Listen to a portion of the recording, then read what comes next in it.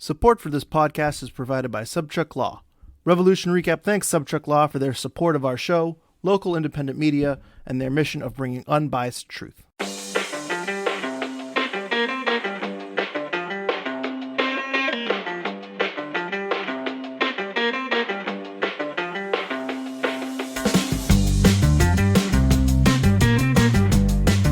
Welcome, everyone, to another episode of Revolution Recap. The Revolution suffered their first loss of the season, and boy, was it a doozy, losing 4-0 in a late night, Sunday night game to LAFC. A real miserable experience for everyone who stayed up to watch.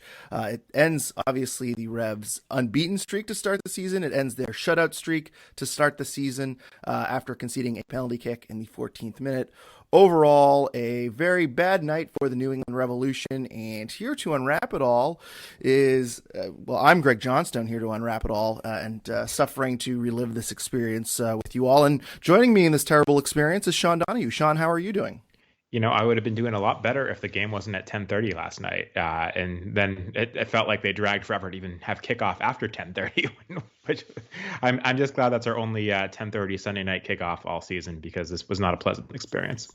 I wasn't looking forward to the 10:30 Sunday night game, and then on top of that, you add on a road game against the MLS Cup champions, and then you add on that. Well, then you add on Carlos Hill not starting. And then on top of all of that, you get that level of performance where it seemed like after the first 15, 20 minutes, things just kind of went downhill. And then it really unraveled in that last 30 minutes. God bless you if you sat through the full 90, because it got very ugly at the end.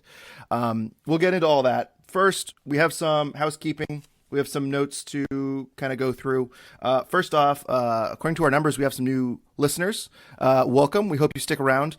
Also, a reminder to rate and review us on iTunes and Spotify. I'm going to say this off at the top. It helps us in our algorithm. It helps people that are looking for soccer podcasts find our podcasts. And so just want to give a shout out to those of you that have recently reviewed and helped us out there. Also, you may have noticed that we have been getting some advertisements, some automatic ads being placed into our podcasts. Years ago, a long time ago, I signed up for this program through our podcast platform, and for whatever reason, they have just kicked in now. For the most part, I understand that they have not been an issue. You might hear an ad at the beginning of the episode, you might hear one at the end, and you might hear one in the middle. In the first few weeks, apparently these ads were being placed perfectly in a non-controversial place, but last week it apparently cut off Sean mid-sentence. So it's an issue we're looking into, and if it continues to happen, if you could reach out to us at revolutionrecap@gmail.com, or you can send us a note on our social media, and we will look into fixing that. I don't think it'll be an issue this week, but we don't know. And also, a lot of people aren't getting ads. It depends on where you live, I think. And so some people are getting ads, some people aren't. For me, I'm not getting any ads, so I don't know where they're being placed unless people reach out to me and tell me. So please just let me know. And also, I wanted to give a shout out to Revolution Reddit. I don't post our episodes on Reddit because I don't think you're allowed to post self-promote on Reddit, but someone posted an episode and there were some comments there, and some people were not sure if we were on Reddit, and I do lurk on Reddit. I will not tell you my username, but I am an active member of Revolution Reddit, so shout out to all of them. And then one more note, Sean, before we get into our key takeaways presented by the Rebellion. The Rebellion would like everyone to know that they are hosting a St. Patrick's Day tailgate at next week's game versus Nashville SC. It will feature a variety of Irish music, food, and some games, some Irish games. There will also be a raffle for this year's Revolution St. Patrick's Day scarf. So make sure you will go to the welcome tent and grab your ticket for the raffle. Again, that is the Rebellion's St. Patrick's Day tailgate, open to the Rebellion, Midnight Riders. You don't need to be a member of a supporters group, open to all. So please go check that out. Sean, what is your key takeaway presented by the Rebellion? Yeah, I've gone kind of back and forth on this one. I think up until about the 67th minute, I was ready to, even with a potentially a 1-0 loss, I was ready to kind of give a positive key takeaway, and that I was really impressed with Latif Blessing and his movement in this game, and he seemed like he was just about everywhere. And then he had that turnover on the third goal the Reds conceded, and I decided to scrap that one. But up until that, he looked really good. But my key takeaway is more of looking forward, and that's this game I expected the Revolution to lose this game. I talked about it last week that this was arguably the hardest game on the Revolution schedule, and it came in the third week of the season. There was some things playing in the Revs' advantage. The CONCACAF Champions League game that LA played should have helped the Revs a little bit against tired legs. Didn't look like a tired LAFC team. Looked like a very, very good LAFC team. Carlos Vela started on the bench. They didn't need him, but it was a very, very difficult game for the Revolution. Losing this game 1-0 wouldn't have been that big of a deal. Revolution got off to a great start this season. Again, very difficult game on the road against the defending MLS Cup champions. No shame in a close loss. Losing this game 4-0, it's kind of embarrassing, given again the way this game played out. Given defensively how inept the Revolution looked at times, and offensively how inept the Revolution looked at times in this one. Nothing was working, at least in the second half of this game.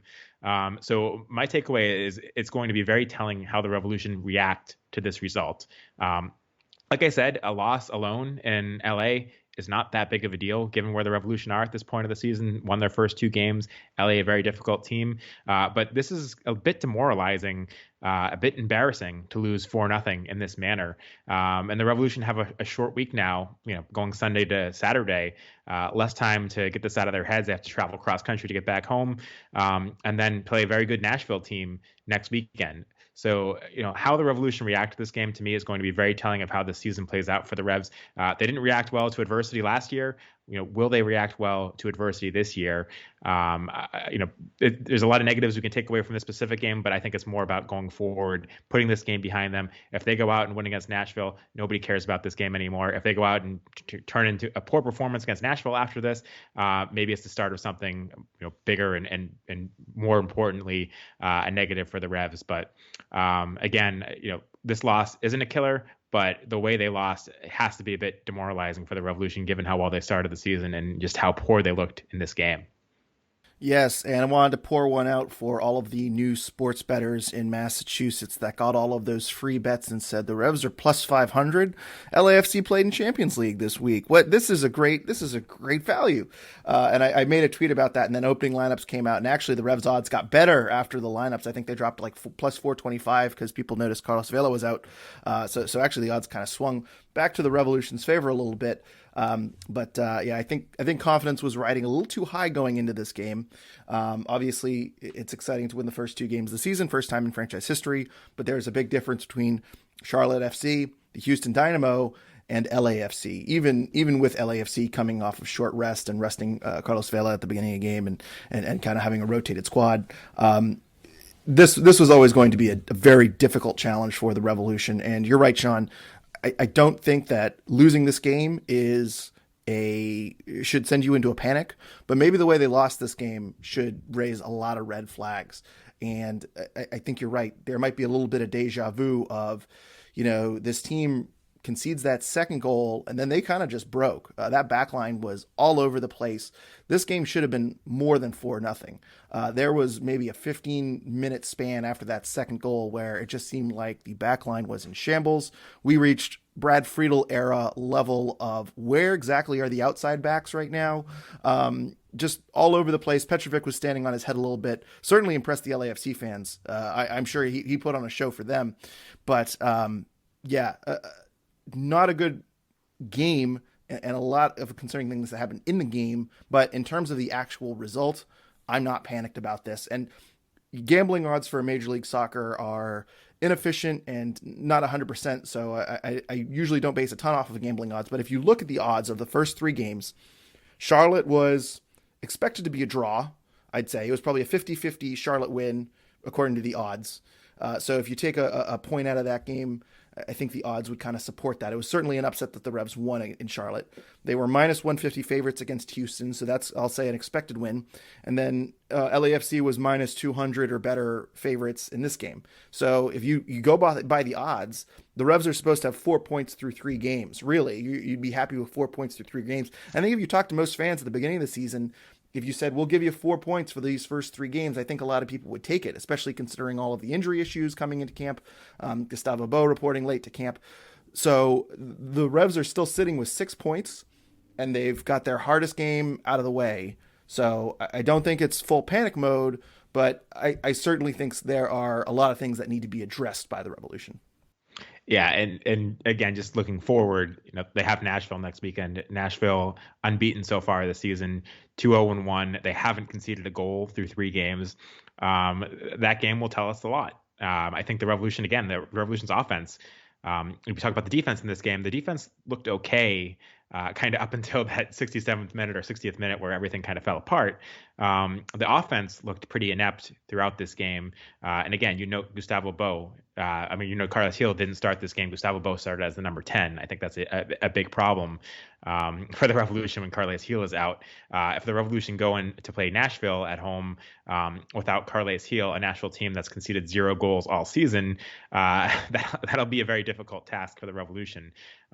So, not panicking over this LAFC result, but I do think this Nashville game coming up will tell us a lot about how the Revs react to this. And we'll talk more about Carles Gil later, but to see him go, not start this game and then leave this game with an injury, that is particularly worrying too when you look going forward.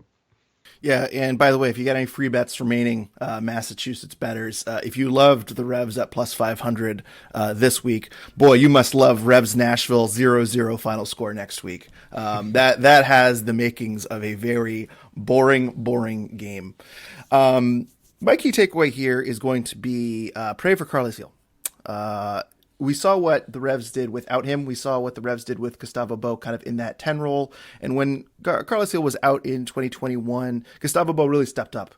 He really stepped up kind of in that playmaker role. A very good season from Gustavo Bou in 2021, 15 goals and 9 assists. 2021 Gustavo Bou and 2023 Gustavo Bou, I think there's some differences here.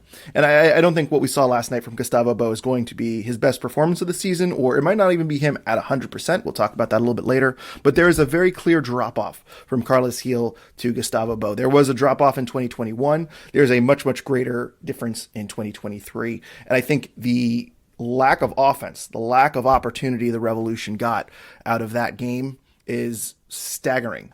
What we saw from Gustavo Bou in the 10, Bobby Wood, Dylan Barrero up top. Really not an effective game whatsoever. So I'm hoping Carles Gil's health is 100% because if he is out for a long period of time, that is going to be a problem because outside of Gustavo Bou, I'm not sure who is filling that 10 role.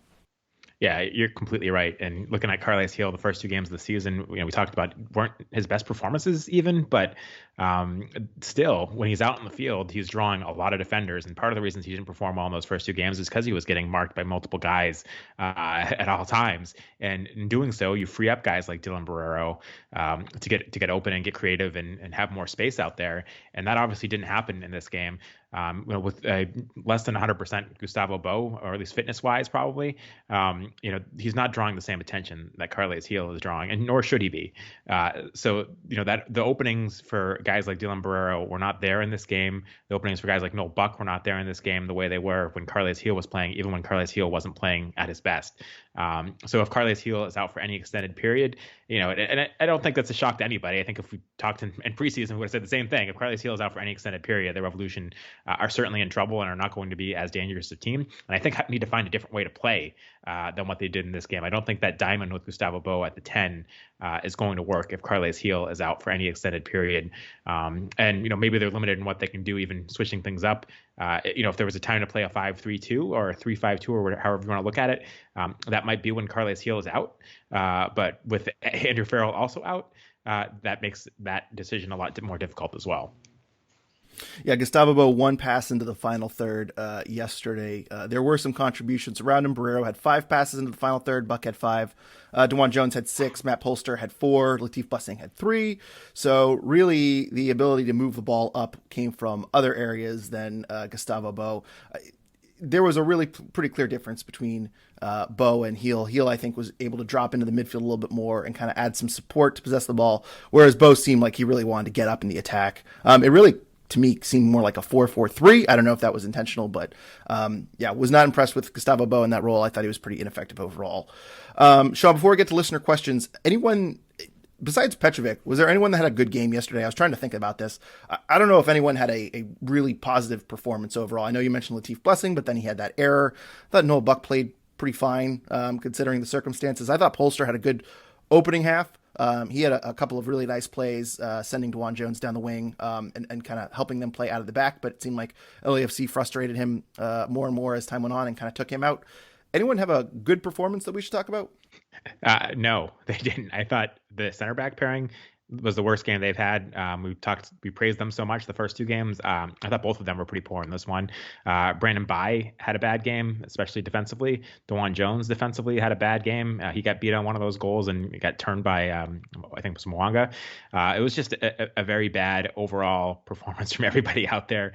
Dylan Barrero, who we praised so much the first two games, I thought he had a terrible game. One of his worst games in a Revolution uniform. Very disappointing performance from him. Bobby Wood, I thought, was okay. He didn't have much help. When he did win the ball and was able to hold it up, he didn't have really people to pass it to. So I don't blame him too much for this. But again, like I've said before, I think if the Revolution are relying on Bobby Wood, even with as well as he played those first two games, they're not going to go very far in the playoffs. So yeah, I don't think anyone comes away with a lot of credit. If we look at the bench, I thought Justin Rennicks in very limited minutes had a couple of nice contributions. But even that, I think, is a little bit of a stretch. And Damian Rivera came on in the 90th minute, had a shot and a key pass in very limited minutes. So I guess give him credit. 8 touches just in stoppage time. Again, you can't draw much on just playing stoppage time. But if you want to look at a very, very small sample size, he did a lot in very limited time. Mm-hmm. Mm-hmm. Let's get to some listener questions. We have a ton, so we'll kind of start them early today. Chris says, are we reading too much into Bou's lack of impact tonight, considering his lack of preseason and only game time being minutes with Revs 2? Should he be given the opportunity to start against Nashville, potentially alongside Vrioni up front? We have a related question here, so we'll kind of 2 for 1 Golden Hand says, why did Bou start after no preseason is the only thing to really ask. LAFC is on a different level. So let's start with the decision to, why did Bou start tonight? And are you reading a lot into it, considering his lack of preseason? I think he started because of desperation. When with Carles Gil apparently not ready to start this game, or at least Bruce Arena being cautious about it, you don't really have another option, right? There was no Nacho Gil, who's not available. Tommy McNamara is not available. We know Bruce Arena doesn't like to start, Boateng. So you didn't really have another option, and especially playing that number 10 role, Gustavo Bou, like you said, has had a little bit of success there in emergency situations for the Revs. So he got I think he did Bou play 60 minutes for Revs 2 earlier in the week. Yes, 60 minutes against Hartford, yes. Yeah, so I think Bruce saw that he helped build up his fitness in that game and was ready to play in this game. Ideally, not starting him, but I think it's just desperation is why he played. Because who else do you put in there? Do you trust Damian Rivera to start the number 10 role after what we've seen from him? And again, I think maybe if Andrew Farrell's there, you consider playing a 5-3-2. And allow your fullbacks more freedom to push forward while being more sound with the center back position. But without Andrew Farrell, do you want to start Omar Gonzalez and do that? I think that could have resulted in an even worse loss. So yeah, I think it's just a desperation play why he played. And for the second question about whether we should give him kind of a pass, I think we should. Again, it's a very difficult game to play your first game out of position. It wasn't a good performance, but especially we haven't even mentioned the fact that he gave away that penalty kick, which is really unfortunate, running back defensively and committing on a cutback. That was that set the Revs in put the Revs in a very bad place, because up until that point they were playing okay. So again, very, very poor performance from Gustavo Bou, but it is too soon to panic. I've been kind of vocal that the Revolution probably should move on from him given his age and injury history. But I'm not panicking over this one result. I think he should get another opportunity to start, preferably up top. If the guys that are available allow for that. But am I a little bit concerned with Gustavo Bou? Yes, I was before this game. This game didn't change that at all in either direction until we see him get the chance to play up top, maybe with Vrioni. We don't really know what he can offer at his age 33 season yet. Bruce Arena was asked about Gustavo Bou last night. Here's the full quote. Quote, this is tough on Gustavo to have to play him 60 minutes tonight. We knew it was going to be a little bit of an issue. We played him out of position because there was an injury to Carlos. We look forward to getting him fitter and putting him in a more comfortable position on the field. I read that as wasn't expected to go, wasn't the plan A wasn't 60 minutes for Gustavo Bou, and plan A certainly wasn't to play him where Carlos plays. So my guess is that the role we saw Vrioni play, the 30 minutes off of the bench, that was supposed to be Gustavo Bou. I'm guessing that we were supposed to see Gustavo Bou and Vrioni come in for Barrero and Wood in the last around the 30 minutes to go, around the 60-minute mark.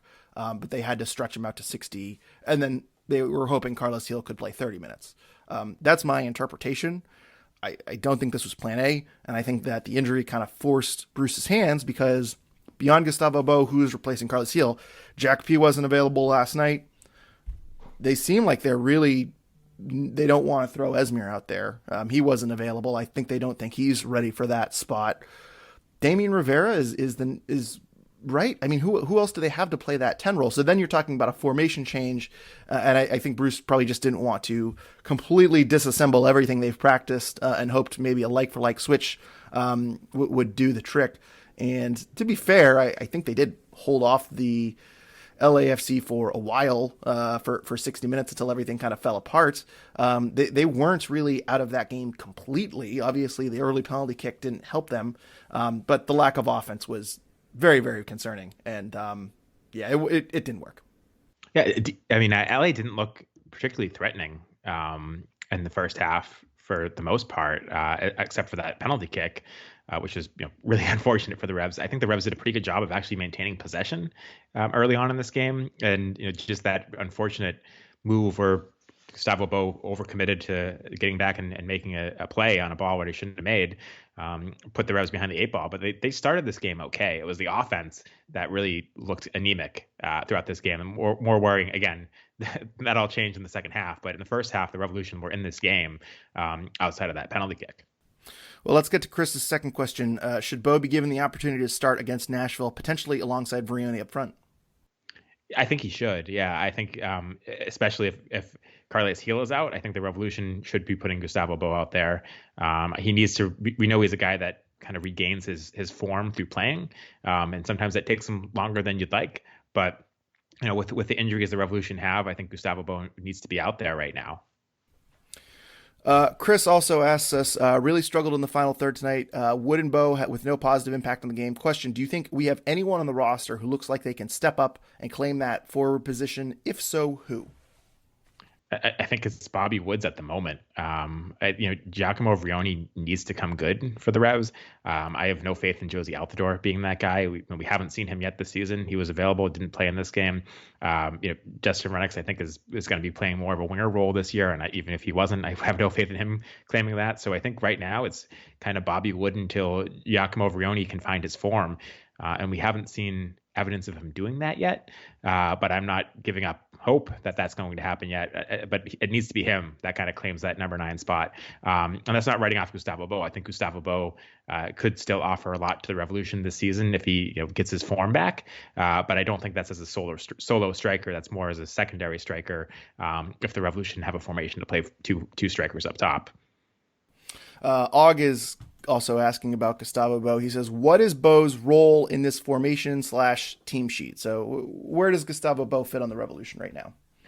So if the Revolution are going to keep trying this diamond, I think ultimately, Barrero needs to be moved back into the midfield and start or rotate with Blessing and Buck.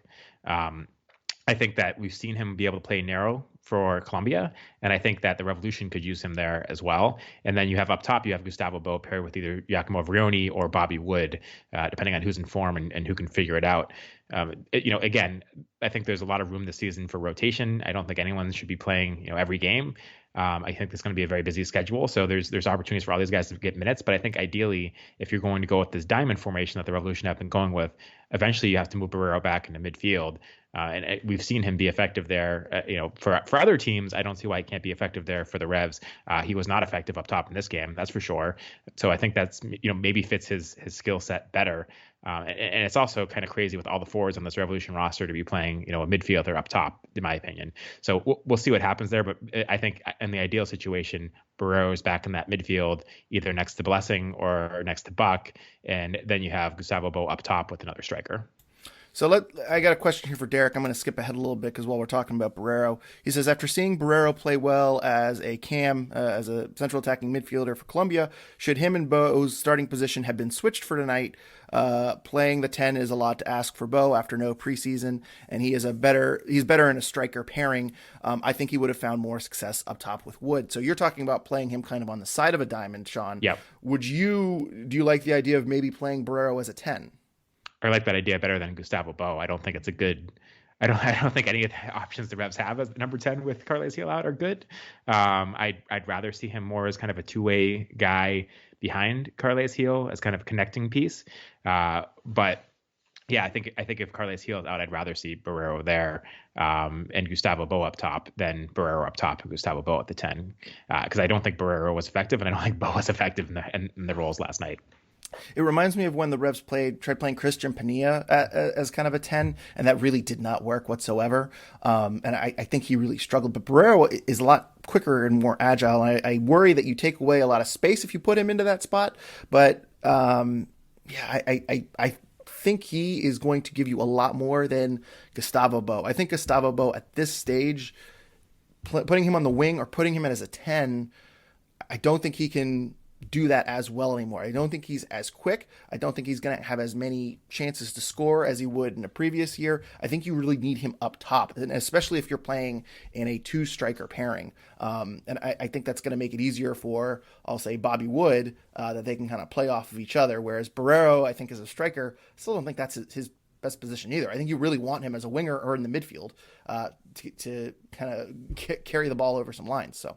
And I think in an ideal situation, if Nacho Gil was healthy and Carles Gil was out, you'd maybe play a more traditional 4-4-2 with Barrero and Nacho on the wings. But they don't really have those options, again, unless Bruce is willing to start Ima Boateng. And I don't think Bruce likes starting him, like I said earlier. And I also don't think Boateng is as effective as a starter as he is as a sub.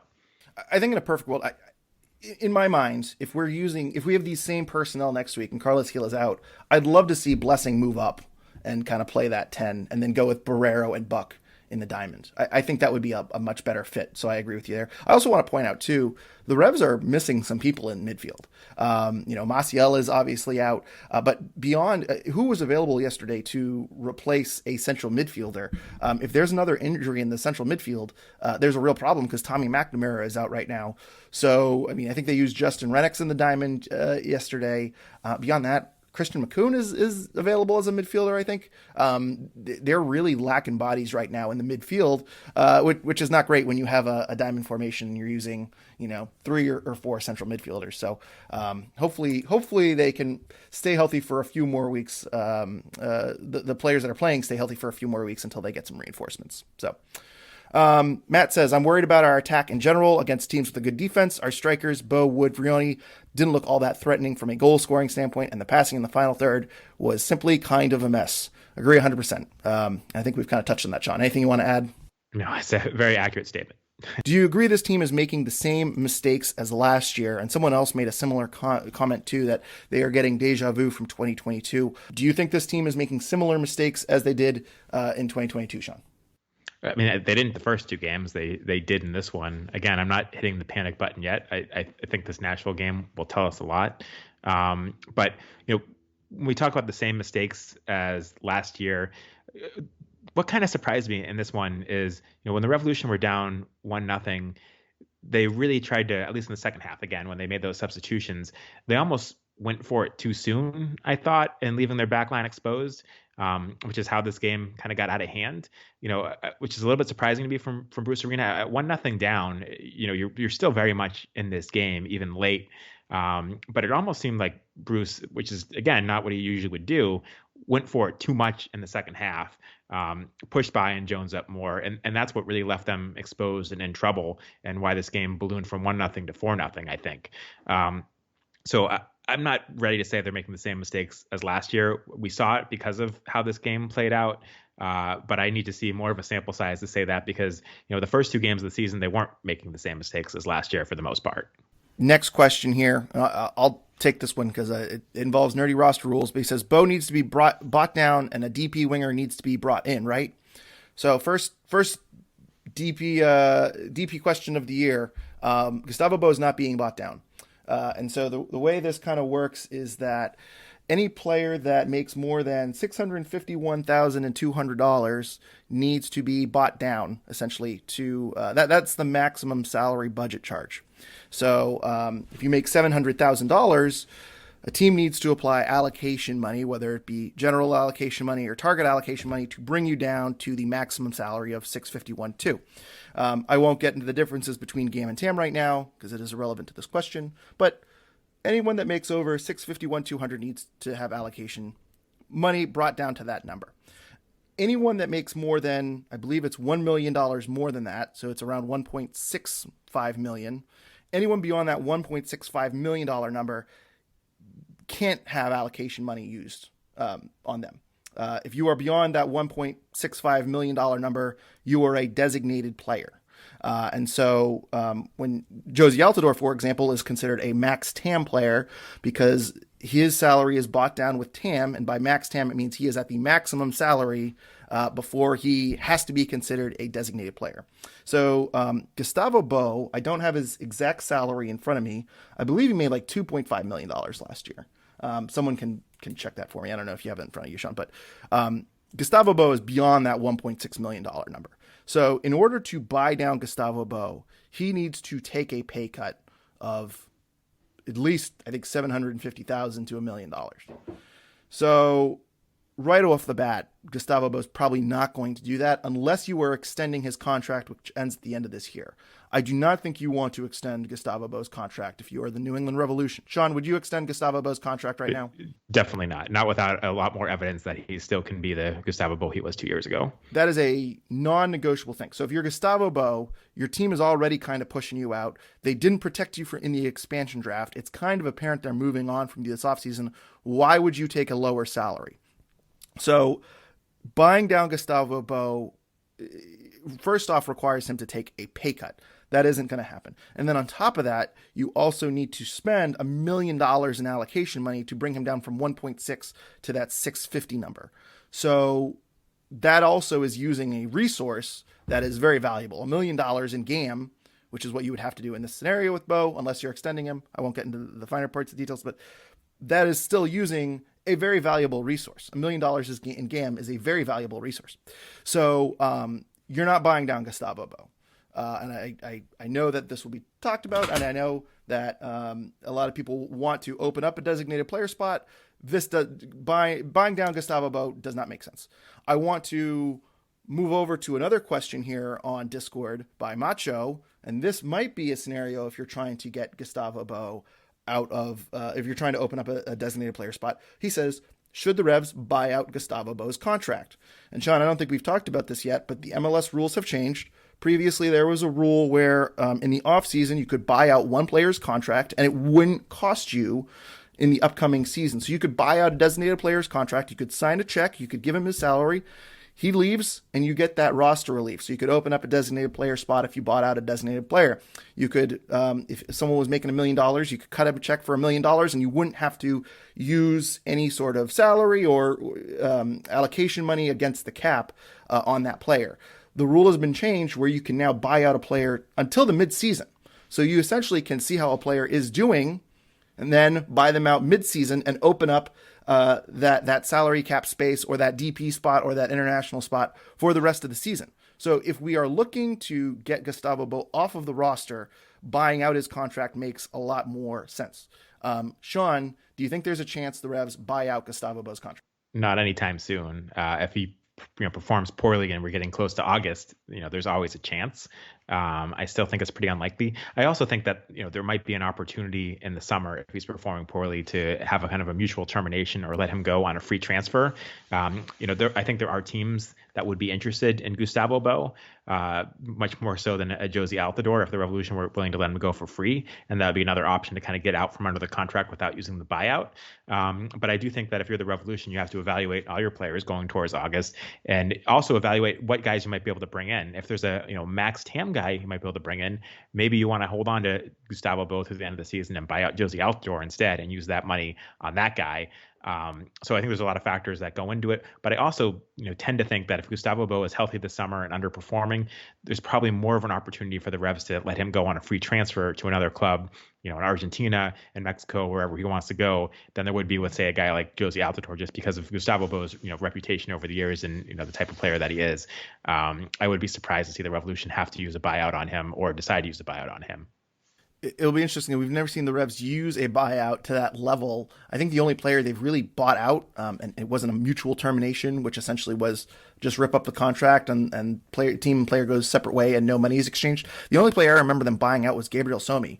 I don't even know if that's true. I think I tried to get confirmation from the team on that years ago, and I was never able to get it because they didn't term that as a buyout either. They termed that as a mutual termination or mutually agree to terminate. So I'm not sure the Revolution have ever actually used a buyout, which makes me less and less convinced that they ever actually would use a buyout.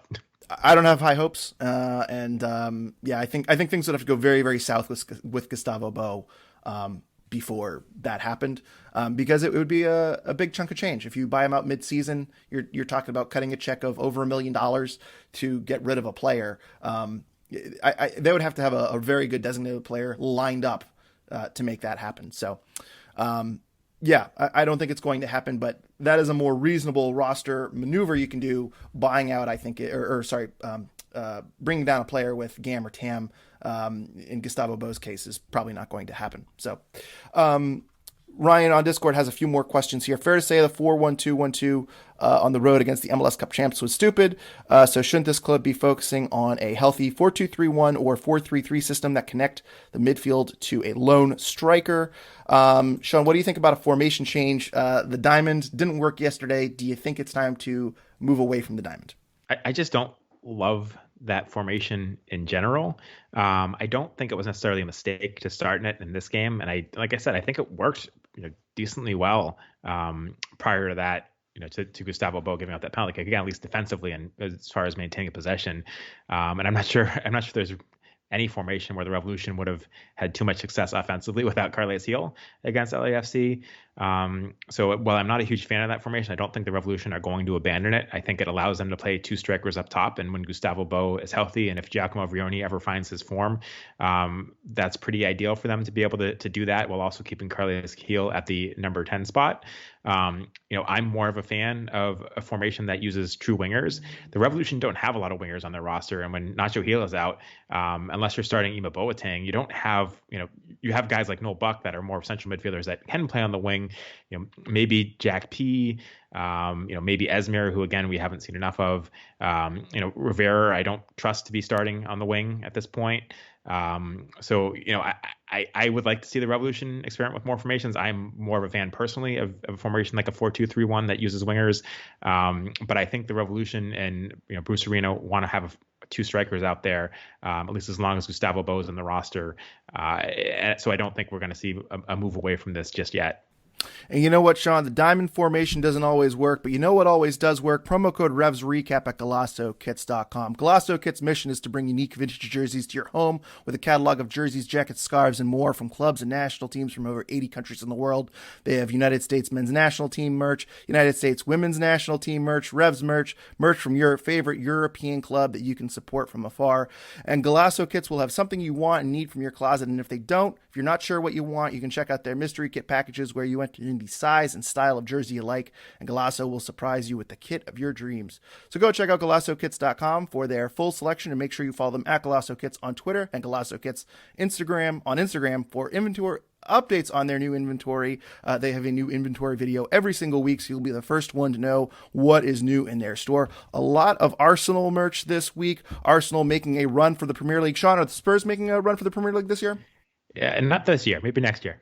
Matt Turner effect in full force in Arsenal, and go support Matt Turner and Arsenal and get your Arsenal merch over at GolassoKits.com. When you find that Arsenal kit of your dream, make sure you use promo code RevsRecap to save 15% off your order. That is promo code RevsRecap at GolassoKits.com for 15% off your order. Links and code are in the show notes. They also have Spurs stuff if you want to support a more mid-table team. I should say that. You don't need to buy an Arsenal shirt. If you want to support kind of a team lower in the table, like Sean, make sure you go get that.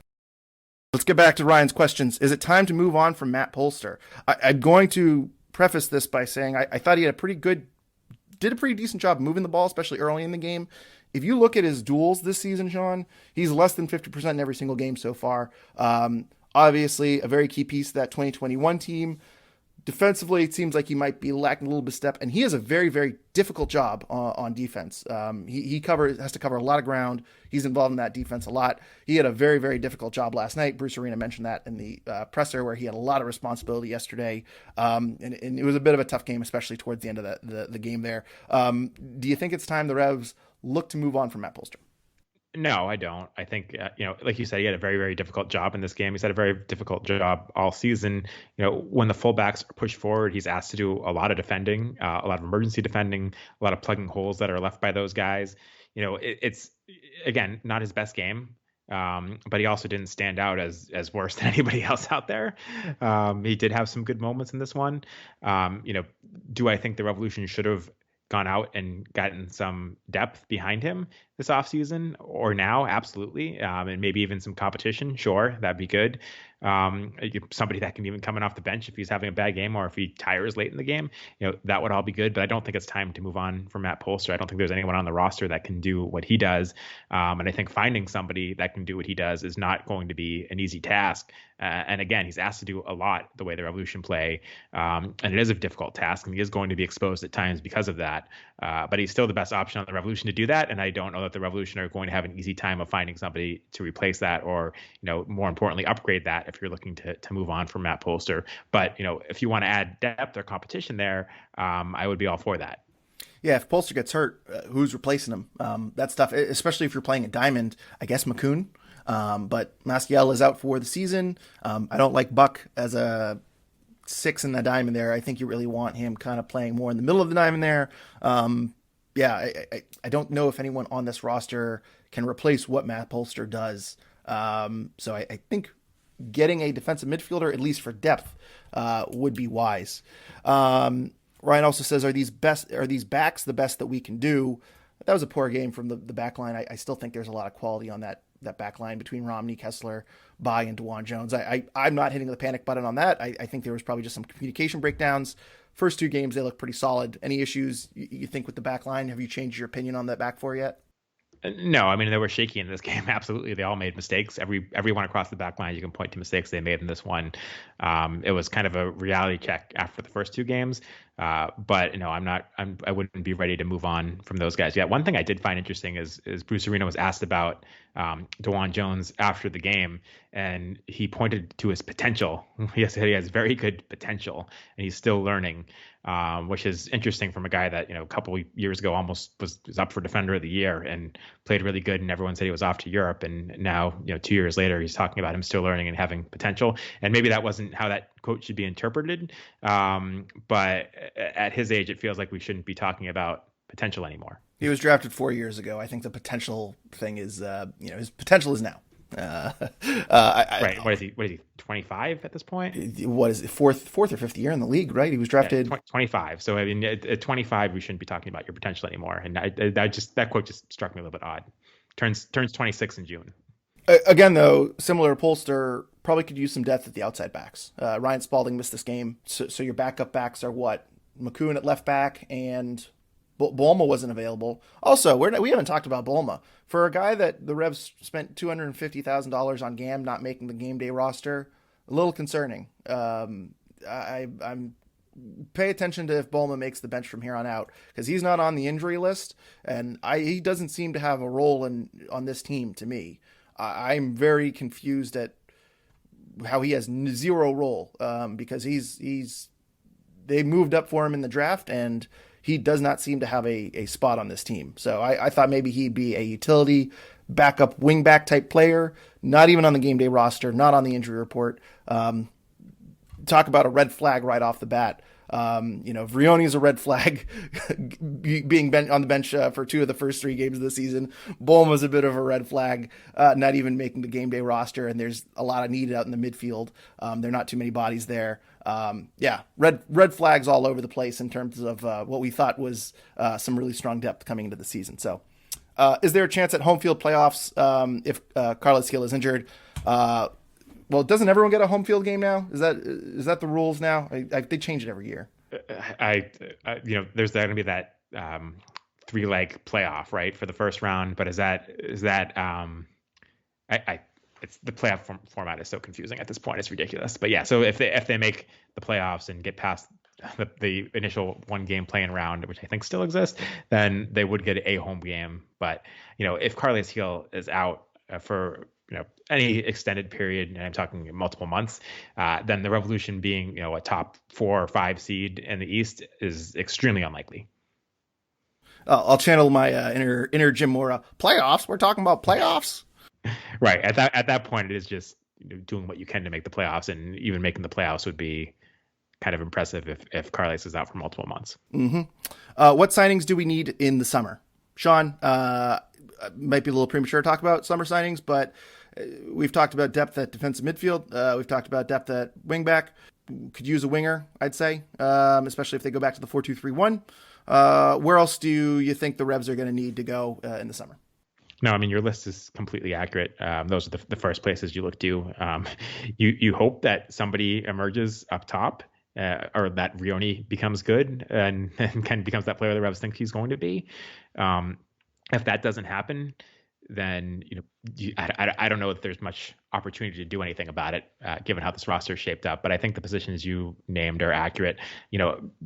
Petrovic is not going to be here forever. If there's an opportunity to bring in a backup goalkeeper that has the potential to overtake Petrovic, or not overtake Petrovic, but replace Petrovic when he's gone, I think you maybe consider that. I think they did that last year with Diop, and it didn't necessarily work out. But I think if you see an opportunity to do that and find someone that's an upgrade to Earl Edwards to potentially be the starter when Petrovic is gone, you do that. But otherwise, like you said, fullbacks, they need depth there. I think defensive midfield, they need depth there. If they're going to play with wingers at any point, they could probably use not just depth, but maybe a better starter than Nacho Gil, or an option other than Nacho Gil to start on the wing. So yeah, those are the positions that I'm looking at, with the caveat that there's still a lot of questions at striker, but I don't really think realistically the Revolution are going to be able to fix that this summer, absent selling somebody in addition to bringing somebody in. Michael, every now and then we get a comment that nail on the head. Michael's got the nail on the head comment tonight. There were a few, but this one's a good one. I'm not even mad that they lost. I'm mad at how they lost. Hard to believe the Revs were the team with 8 days of rest. The effort and urgency to score just wasn't there. I'm still questioning Bruce's decision to keep Vrioni on the bench. How can he possibly improve like that? Sean, do you question the decision to keep Vrioni on the bench? And do you think it's just time that Bruce runs him out there and sees what he has in him? I think at some point he has to. I mean, he got 30 minutes in this game and didn't look good in those minutes, which is troubling. Bobby Wood, given what we've seen from Vrioni, gave the Revolution the best chance to win this game. So I don't blame Bruce for starting him in this game. He hit the nail on the head that with 8 days rest and LA on short rest, LA looked the more rested team, and they were better late than the Revs were. They never looked like they tired. Again, I think Vrioni does need to run out at some point. I don't blame him for not giving him the run out in this game. Maybe Nashville is the time to do it, especially if Carles out, then it's not really a fair assessment. But there's been nothing I've seen from Vrioni in his substitute appearances to tell me that he's chomping at the bit and needs to get more minutes over Bobby Wood, which is unfortunate and a problem for the Revolution going forward. Mm-hmm. He's ineffective. You'd think a super sub is coming in, changing the game, shows a lot of effort. I don't see a lot of energy off the bench from him. So I don't know. I'm curious to see how this unfolds. I understand Bruce wanting to maybe stay with the hot hand and stay with Bobby Wood. I kind of get that. I get he didn't want to change too much week over week after it worked so well in Houston, and the Carles Gil injury kind of screwed it up. But I think you are going to hit a point where you're going to need to play Vrioni. And it says more about Vrioni than anything else if you're just going to keep sitting him on the bench. So if I'm Bruce, I think you play Vrioni next week. And I think he's in there until you give him a string of games. And if the string of games are poor and you have to bench him, you have to bench him. But I think it's time you got to throw him out there. You have to see what you have in this guy. So it's been 9 months. He's been here 9 months. He came off the bench in this one, came in the 62nd minute, had 5 touches as a super sub with the Revolution trying to push forward, which is not great. And I also, I've said this like 3 or 4 times, so I apologize to our listeners that I've said this a million times. We got to stop comparing Vrioni and Buxa. I am so tired of seeing people say, well, Adam Buxa had a bad first year. Adam Buxa I think he had 3 or 4 good shots in that Montreal game. He forced some saves in his first game against Montreal. He scored in his second game. He scored in his fourth game. The reason he was ineffective is because he relies on service, and Carlos Gil was out for most of the 2020 season. We had our running joke in 2020, Buxa Island, that he just didn't get any touches because no one was able to get him the ball. He showed a lot of ability in his aerial ability, and his finishing was just a little bit off. Vrioni's not in the right spots. I mean, we aren't seeing him get a lot of chances at all. He's completely ineffective. So there's a major, major discrepancy from Vrioni, where Vrioni is at this point in his career with the Revolution through 300 or 400 minutes, and where Adam Buxa was in 300 or 400 minutes. Adam Buxa was much better in his first few hundred minutes than Vrioni. It's just a lot of people judged Buxa as a designated player and had higher expectations. And, when he had that 8 or 9 or 10 game goalless span, that's when they thought he was a bust. But I think that had more to do with the fact that Carlos Gil was out and the roster was a bit of a mess. And Vrioni, I don't think has that same excuse. And we're also seeing Buxa hit the post a lot too in the crossbar, and snake bitten to a certain extent. Vrioni's played 112 minutes this season. He has 1 shot. Yeah. Buxa would hit the post, and he was an inch off from scoring. Vrioni isn't close to scoring. There's a really big difference, and again, very small sample. You don't win the Austrian Golden Boot by accident. You don't play for Juventus by accident. I'm sure there's talent there. I haven't seen it, and I think saying, "Well, Buxa was bad, so let's have faith that he's going to come through." I think that logic needs to be thrown out the door. I'm done with that comment because they're 2 different players at this stage. Rant over. A couple years ago, we could perform if Carlos Gil was out. Can we do the same, or is this just LAFC as a giant? What can you do kind of thing?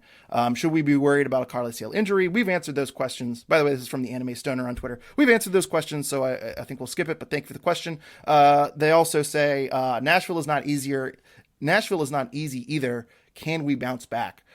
That's a good question, and this kind of goes to what we saw in 2022 with some momentum going against the Revs, and how can they battle back? I don't know if they bounce back against Nashville. I'm expecting a 0-0 draw. I'm expecting a very boring game. I'm expecting Nashville to bunker, and I have no confidence in this offense right now. So I don't think they get 3 points. I think they get a draw. I mean, if there's no Carlos Gil, I have very, very difficult time seeing where the goal comes from, except maybe on a set piece. I don't see them scoring from the run of play without Carlos Gil against Nashville, given how good defensively they are. And then it's just a question of, do the Revolution get caught on a counterattack by Nashville or on a set piece by Nashville and drop all the points? But, where do the goals come from without Carlos Gil, if not from a set piece, I think? Bobby Wood.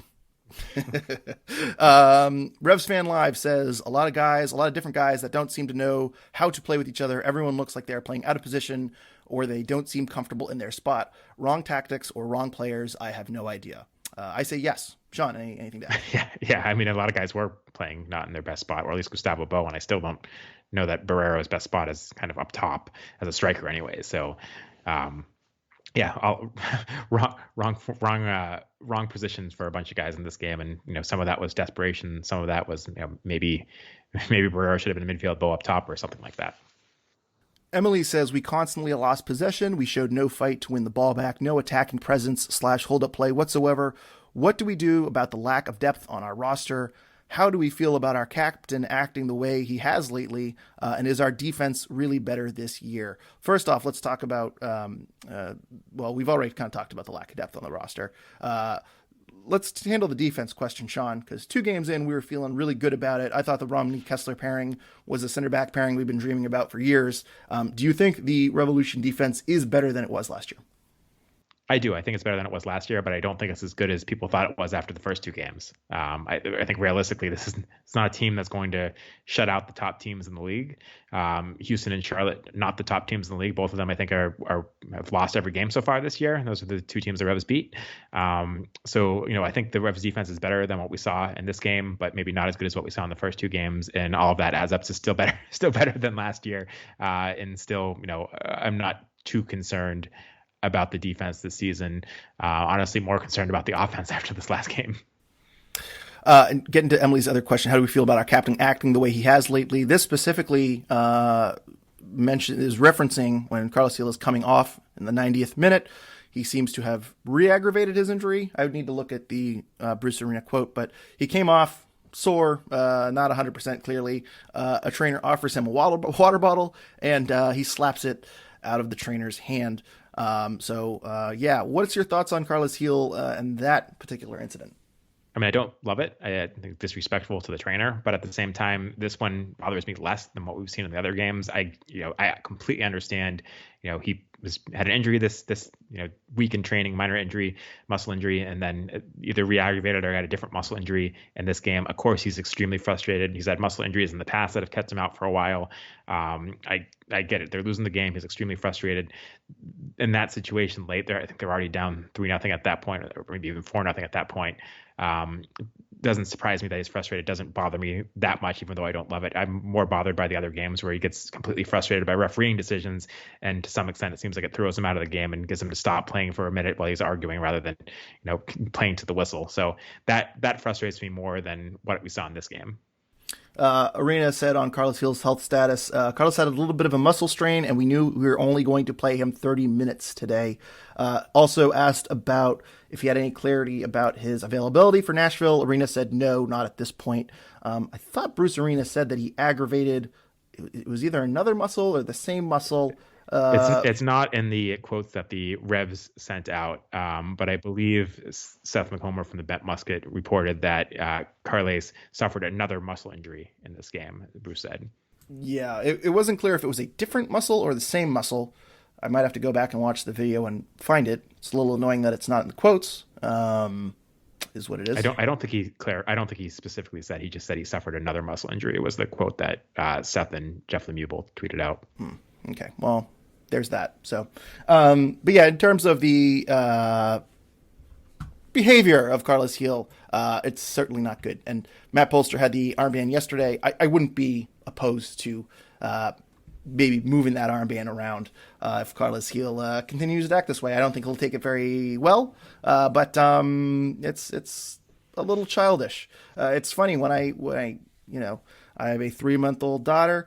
Last night, my wife took the daughter, said, "You watch the game. You don't have to worry about her." And I said, "Boy, this is great. I don't have to deal with a baby throwing a tantrum at 1 a.m.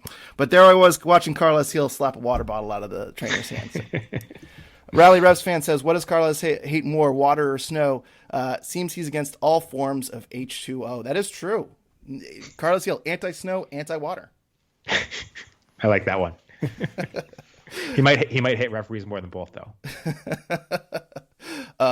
Randy LH, Blessing and Petro seem like the only bright spots for me. Everyone else looked overmatched, especially in the second half. Who starts at striker against Nashville? Have we gone on record yet? I know we've had a lot of variations of this question. Who do we think is starting? Do we know? Do we? I don't think we've gone on record, and nothing would surprise me. But I think Gustavo Bou. I think they play two strikers, and I think it's Gustavo Bou and Bobby Wood, just because Vrioni hasn't shown anything.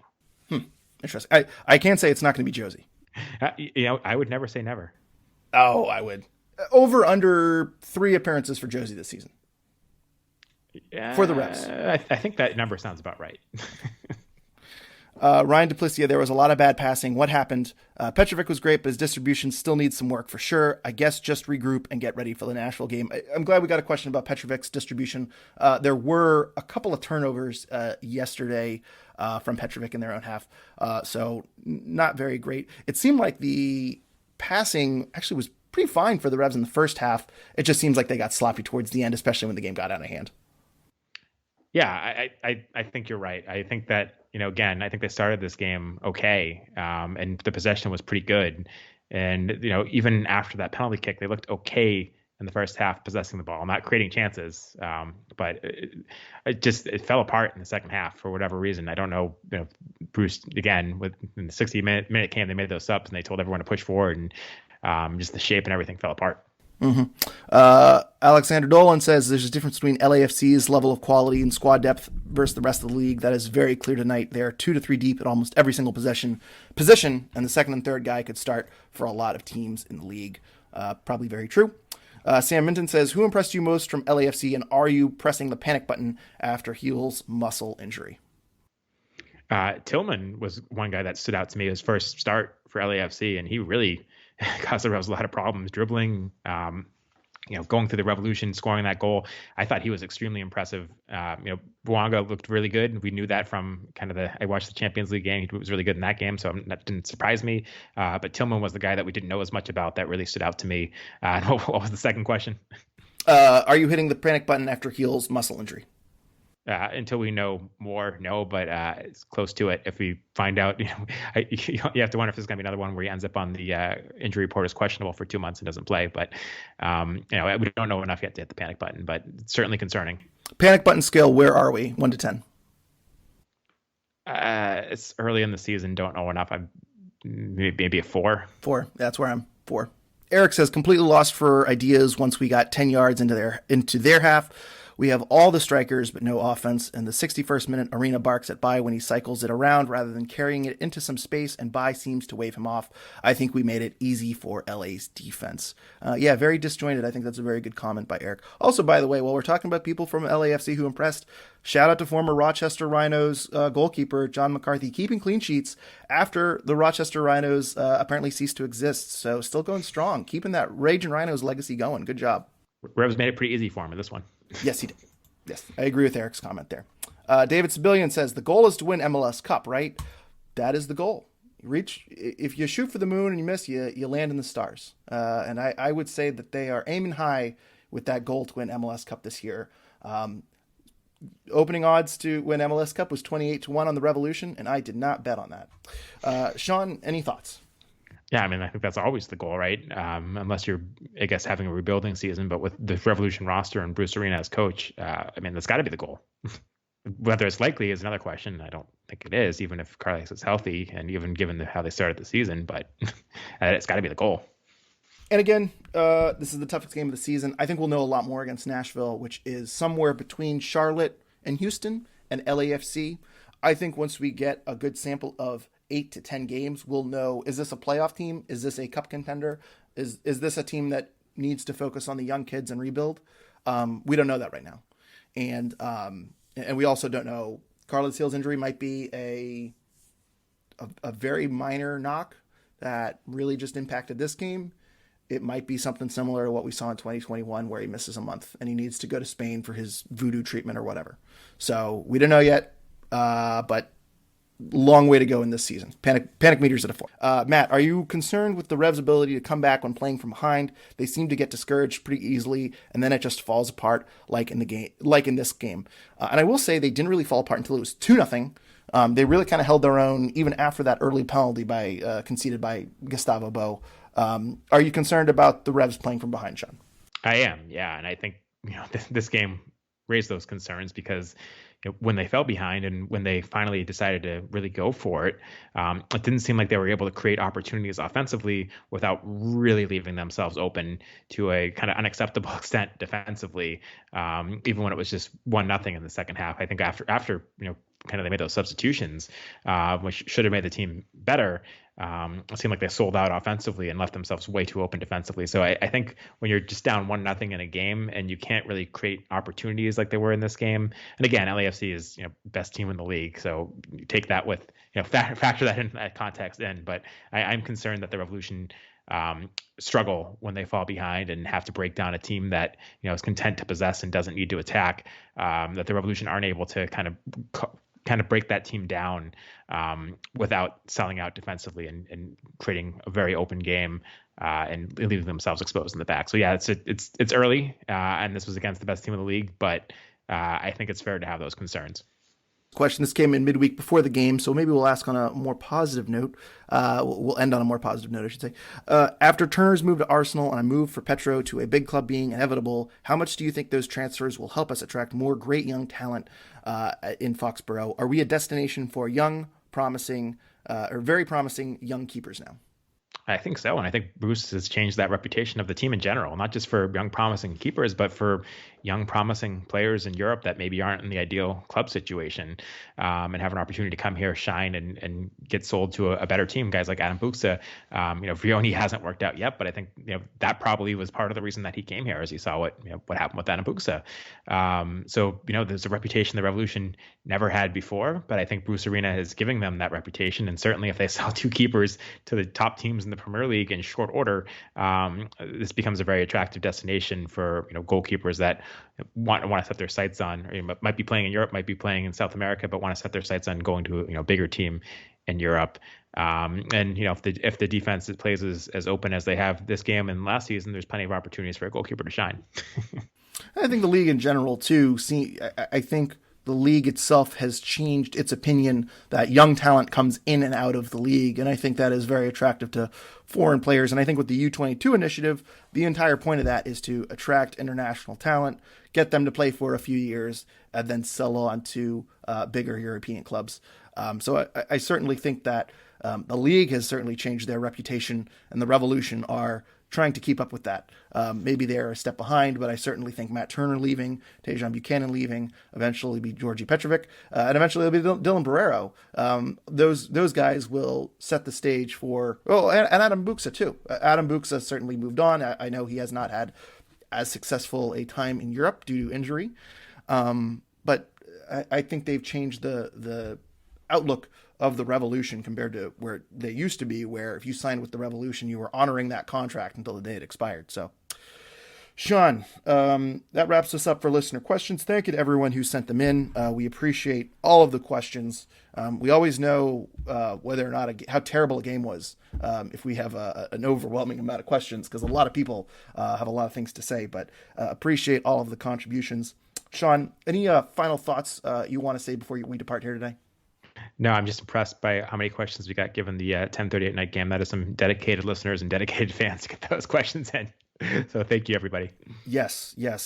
Pat on the back for everyone who stayed awake. That does it for us here today. You can follow us on Twitter at Revolution Recap. You can also follow us on Instagram and Facebook at Revolution Recap. Sean, where can people follow you? You can find me on Twitter at Sean L. Donahue. And be sure to follow our friends at the Bent Musket on Twitter I gotta change this copy. You can follow our friends at the Blazing Musket at Blazing Musket on Twitter. You can also follow their work online at their Substack at www.theblazingmusket.com for year-round coverage. Also, be sure to follow our friends at The Rebellion on Twitter, and go to anyrebellion.org to learn more about them and how you can get involved in supporter culture. And make sure you go check out their St. Patrick's Day tailgate, open to all. You don't need to be a Rebellion member. Please go check it out. Go meet some members of the Rebellion and go meet some fellow Revs fans. It is open to all. You will have a blast. Also, check out our sponsor, Golasso Kits, and be sure to use our promo code RevsRecap for 15% off of your order at GolassoKits.com. And make sure you are subscribed on iTunes, Spotify, wherever you are listening. And if you could please rate and review us 5 stars, it helps people looking for Revolution content find us. And we really appreciate all of the recent reviews we have gotten. And by the way, if you've reviewed us on iTunes, go review us on Spotify.